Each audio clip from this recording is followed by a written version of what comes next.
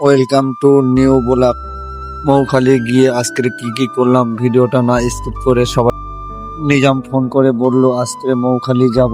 আজকের ওয়েদারটা খুব সুন্দর, খুব রৌদ্র হচ্ছিল বলে বসে নিজামের জন্য ওয়েট করছিলাম।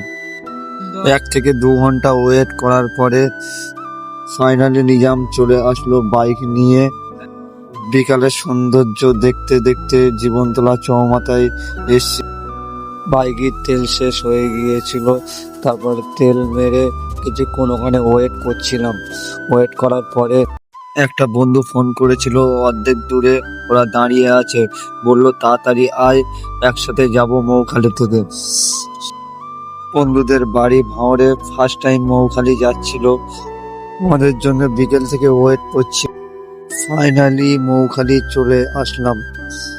সবাই বলছিল যে ক্যানিং গিয়ে একটু খাওয়া দাওয়া করবো।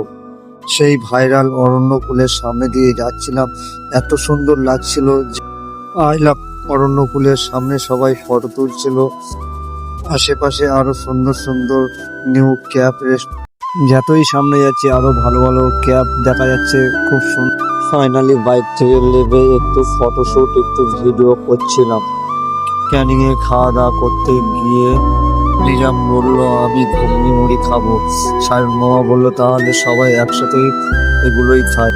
ম্যানি ব্লগটা ভালো লাগলে লাইক কমেন্ট শেয়ার করে দেবেন।